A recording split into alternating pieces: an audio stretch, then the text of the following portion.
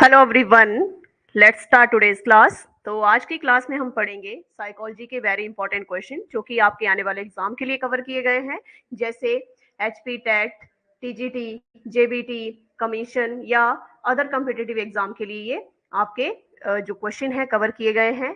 ठीक है, तो क्लास स्टार्ट करते हैं क्वेश्चन नंबर 1 से। क्लास शुरू करने से पहले मैं आपको इम्पॉर्टेंट इन्फॉर्मेशन देना चाहती हूँ कि अगर आप हमारे new live online coaching batches join करना चाहते हैं तो उसके लिए आप हमें 8894592402 पे कॉल या व्हाट्सएप कर सकते हैं। तो चलिए क्वेश्चन नंबर 1 से स्टार्ट करते हैं। क्वेश्चन नंबर 1 है, एक बार यह सुनिश्चित होने के बाद कि बालक में दृष्टि बाधिता है, उसको आगे या उसका आगे का आकलन होना चाहिए। कैसे होना चाहिए? तो उसके आगे का आकलन जो है प्रकारात्मक दृष्टि या परीक्षण के द्वारा, यानी इसमें क्या है कि इस तरह से जो है फंक्शनल विजन असेसमेंट जो है, यह आकलन बाकी जो बालक होता है उसकी बची हुई दृष्टि के स्तर और उसकी क्षमता को मापने के लिए यूज किया जाता है। ठीक है, तो इसीलिए ऑप्शन बी हम यहाँ पे लेंगे, सेकंड राइट आंसर रहेगा क्वेश्चन नंबर 1 का। एंड क्वेश्चन नंबर 2 है, ब्रेल लिपि का आविष्कार किसने किया? ब्रेल लिपि का आविष्कार किसने किया है? तो ऑप्शन बी यहाँ पे आएगा, लुई ब्रेल ने। ठीक है, किसने किया है? Louis Braille. इन्होंने जो ब्रेल लिपि का आविष्कार किया 1820 के दशक में फ्रांस में इस स्पर्शनीय पढ़ने लिखने की प्रणाली का विकास किया गया है, याद रखेंगे 1820 में। और इस तरह से ये दृष्टि बाधित लोगों के लिए दुनिया भर में आज भी उपयोग की जाती है, तो इसीलिए यहाँ पे ये राइट आंसर रहेगा। लुई ब्रेल जो था, इनका जन्म 4 जनवरी 1809 ईस्वी में फ्रांस के कुप्रे नामक गांव में हुआ था।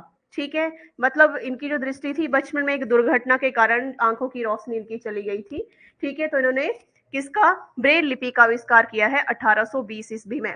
ठीक है, इसके बाद क्वेश्चन नंबर 3 है, क्वेश्चन नंबर 3, समायोजन वह प्रक्रिया है जिसके द्वारा प्राणी अपनी आवश्यकताओं और इन आवश्यकताओं की पूर्ति को प्रभावित करने वाली परिस्थिति में संतुलन रखता है। ये किसने कहा है?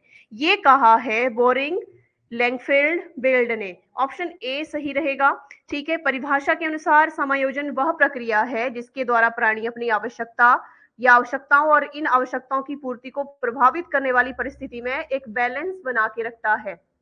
क्या बना के रखता है? एक संतुलन बना के रखता है। तो ये ऑप्शन ए रहेगा, बोरिंग लेकफील्ड बेल्ड ने ये कहा है, इनका ये कथन है। इसके बाद क्वेश्चन नंबर 4 है, अस्थि बाधित बच्चों की निम्नलिखित में से कौन सी विशेषता नहीं है? तो इनमें से हकलाना सही आंसर रहेगा, ऑप्शन ए। ठीक है, हकलाना जो है, हकलाना इनकी विशेषता नहीं होती है। क्यों? क्योंकि एक भाषा संबंधी समस्या इसको कहा जाता है। हकलाना जो एक लैंग्वेज संबंधी एक समस्या है, एक प्रॉब्लम है। ठीक है, शारीरिक अस्थि से संबंधित नहीं है। ठीक है, तो ये इसका राइट आंसर रहेगा, ऑप्शन 1। एंड क्वेश्चन नंबर 5 है, चोरी करने वाले बालक होते हैं किस तरह के होते हैं? सामान्य, पिछड़ा, समस्यात्मक या प्रभावशाली? तो चोरी करने वाले बालक जो होते हैं वो समस्यात्मक होते हैं, प्रॉब्लम से रिलेटेड होते हैं। ठीक है, यानी समस्यात्मक बच्चे वे होते हैं जिन्हें पालना या निशिक्षित करना कठिन होता है और जो आत्मनियंत्रित नहीं होते हैं।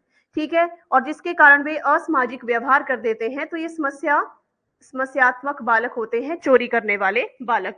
क्वेश्चन नंबर 6 है, क्रो एंड क्रो ने प्रतिभाशाली बालक के कितने प्रकार बताए हैं? तो प्रतिभाशाली जो बच्चे हैं उनके कितने प्रकार बताए गए हैं? 3 प्रकार बताए गए हैं।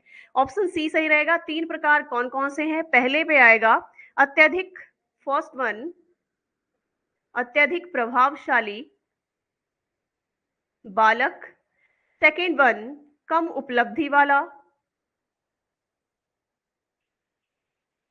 कम उपलब्धि वाला बालक या प्रतिभाशाली, सेकंड है। एंड थर्ड है, 3 प्रकार बताए हैं, विकलांग, विकलांग प्रतिभाशाली बच्चा। तो 3 प्रकार बताए हैं क्रो एंड क्रो ने प्रतिभाशाली बालक के, तो ये है 3 प्रकार। ठीक है, एंड क्वेश्चन नंबर 7 है, एक बार यह सुनिश्चित होने के बाद कि बालक में दृष्टि बाधिता है, उसका आगे का आकलन होना चाहिए। क्वेश्चन हमने फर्स्ट वीक अभी पढ़ा है, तो इसका ऑप्शन बी हम लेंगे, तो इसको ज्यादा हम क्लियर नहीं करेंगे क्योंकि ऑलरेडी मैंने आपको इसको बता दिया है। एंड क्वेश्चन नंबर 8, भारतीय ब्रेल लिपि कितने डॉट पर आधारित है, मतलब इसमें कितने डॉट है, तो ये 6 डॉट पर आधारित है। कितने, ऑप्शन बी सही रहेगा, 6 डॉट पर आधारित है। यानी भारतीय ब्रेल जो भारत की विभिन्न क्षेत्रीय भाषाओं को लिखने के लिए विकसित एक समान व्यवस्था है, 6 उभरे हुए बिंदुओं वाले सेल का उपयोग करती है। ओके, तो 6 ऑप्शन बी रहेगा। एंड क्वेश्चन नंबर 9, दृष्टिबाधित विद्यार्थियों की शिक्षा के लिए क्या आवश्यक नहीं है, क्या आवश्यक नहीं है पूछा गया है, तो छोटे अक्षरों में छपी किताबें जो हैं वो आवश्यक नहीं है। ठीक है, तो उनके लिए ये जरूरी नहीं है, वो छोटे अक्षरों को नहीं देख पाएंगे। ठीक है, तो ये इसका राइट आंसर रहेगा, छोटे अक्षरों में छपी किताबें आवश्यक नहीं है, बल्कि ये क्या है, हानिकारक है। हानिकारक क्यों है, क्योंकि उनसे उनको कोई भी लाभ नहीं मिलेगा। ठीक है, तो ये जो है राइट आंसर रहेगा। एंड क्वेश्चन नंबर 10 है, क्वेश्चन नंबर 10, यह कथन किसका है कि पिछड़ा बालक वह है जो अपने विद्यालय जीवन के मध्य में अपनी कक्षा के नीचे की कक्षा में उस कार्य को ना कर सके जो उसकी आयु के बालक को या बालक के लिए सामान्य है। तो ये कौन सा यहाँ पे राइट आंसर रहेगा, तो इसके लिए सही आंसर आएगा सिरिल बर्ट। सिरिल बर्ट ने ये कहा है। ठीक है, तो ये जो उम्र बताई है लगभग 10.5 वर्ष की आयु में जो है अन्य बालकों के लिए सामान्य कार्य करने में सक्षम ना हो या अपनी कक्षा के नीचे की कक्षा में कार्य नहीं कर पाता हो, तो इसीलिए किसने बताया है, सिरिल सिरिल बर्ट ने बताया है, तो ऑप्शन डी आ जाएगा। एंड क्वेश्चन नंबर 11, बालकों एवं किशोरों द्वारा किया गया अपराध जो कानून द्वारा निश्चित आयु के अधीन आते हैं वह अपराध कहलाता है, ये किसका कथन है, तो ये कथन है किसका, ये पैच का, ऑप्शन सी रहेगा। पैच ने कहा है, अपराध की ये परिभाषा पैच ने दी है।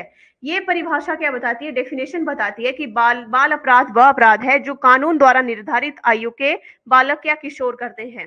ठीक है, और बाकी के जो इवांस हो गया, ऑटो, नरेंद्र देव आदि, इनकी जो परिभाषाएं हैं वो इस परिभाषा से बिल्कुल अलग हैं, तो इसीलिए ऑप्शन सी आ जाएगा। Okay, and question number 12, question number 12 है, अंतरराष्ट्रीय विकलांग वर्ष कब आयोजित हुआ, तो अंतरराष्ट्रीय विकलांग वर्ष जो है वो कब आयोजित हुआ है, 1981, ऑप्शन ए रहेगा, 1981 में घोषित किया गया है, और इसका नारा था पूर्ण भागीदारी और समानता। क्या नारा था, पूर्ण भागीदारी और समानता जो है इसका एक नारा है। ठीक है, तो ये जो है इस टाइम पे शुरू किया गया था या आयोजित किया गया था। ठीक है, और विकलांग व्यक्तियों के अंतर्राष्ट्रीय वर्ष, international year of disabled person, ठीक है, के रूप में इसे घोषित किया गया है। इसके बाद नेक्स्ट क्वेश्चन 13 है, हस्तशिल्प की शिक्षा किसे दी जानी चाहिए, हस्तशिल्प की शिक्षा जो है मंदबुद्धि बालकों को दी जानी चाहिए, तो ऑप्शन बी रहेगा। यानी ये शिक्षा उनके सूक्ष्म मोटर कौशल जो होते हैं, आर्थिक स्वतंत्रता और सामाजिक एकीकरण में क्या होती है, सहायक होती है, हेल्पफुल होती है। ठीक है, तो इसीलिए मंदबुद्धि बालक को ये शिक्षा दी जानी चाहिए। ठीक है, जबकि बात करें सामान्य की, तो हस्तशिल्प सामान्य बच्चों में रचनात्मक और आत्म अभिव्यक्ति को बढ़ावा दे देता है। ठीक है, तो आगे बात करते हैं क्वेश्चन नंबर 14 की। क्वेश्चन नंबर 14 है, यह किसका कथन है कि बहुत कम विद्यालय ऐसे होंगे जहां अत्यधिक कमरे और जगह होगी जहां पर प्रतिभावान बालक को सामान्य बालक से अलग पढ़ाया जा सके, तो ये किसने कहा है, ये किसने कहा है, किम्बल ने कहा है। ऑप्शन सी सही रहेगा, किम्बल ने ये जो है अपना कथन दिया है, तो ये आपने याद रखना है। क्वेश्चन नंबर 15, क्वेश्चन नंबर 15 है, सामान्य बच्चों का आईक्यू कितना होता है, तो सामान्य यानी नॉर्मल जो चाइल्ड है उनका आईक्यू कितना होता है, तो 90 से 110 के बीच में, ऑप्शन ए रहेगा। ठीक है, तो यदि आईक्यू लेवल जो है 125 से 130 हो तो व्यक्ति को होशियार की पंक्ति में गिना जाता है। अगर 150 की हम बात करें तो उस समय आईक्यू अगर इतना है, तो अगर किसी का आईक्यू 70 से कम है तो उसको मेडल रिटार्डेशन या रिटार्डेशन, मतलब जैसे हम मेंटली रिटायर बोल सकते हैं, मानसिक मंदता के वर्ग में रखा जाता है, तो इसका ऑप्शन ए रहेगा। Okay, and question number 16, question number 16 है, तनाव असंतुलन की दशा है जो व्यक्ति को उत्तेजित अवस्था का अंत करने के लिए प्रेरित करती है। तो इसका सही आंसर क्या रहेगा? तो ये कौन सी अवस्था है या कौन सा संतुलन है, ये किसने कहा है? तो ये कहा है गेट्स ने। ठीक है, ऑप्शन बी रहेगा। ठीक है, गेट्स ने भी मनोविज्ञान में योगदान दिया है, लेकिन ये परिभाषा उनकी किसी विशिष्ट काम से नहीं जुड़ी है, लेकिन इसका राइट आंसर ऑप्शन बी लेंगे। And question number 17, question number 17 है, श्रवण दोष से ग्रसित बच्चों में दोष हो सकता है। तो कौन सा दोष हो सकता है? जैसे कान के अंदर, ठीक है, आंतरिक कान हो गया, कान के बाहर बाहरी कान, या कान के मध्य किसी भी हिस्से में हो सकता है। तो ये ऑप्शन डी हम लेंगे, यानी तीनों में से हो सकता है, किसी भी हिस्से में हो सकता है।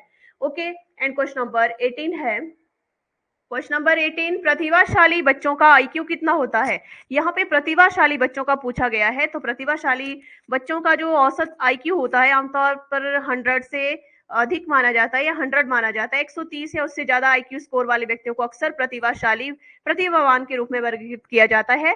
तो इसमें 130 राइट आंसर हम लेंगे। And question number 19,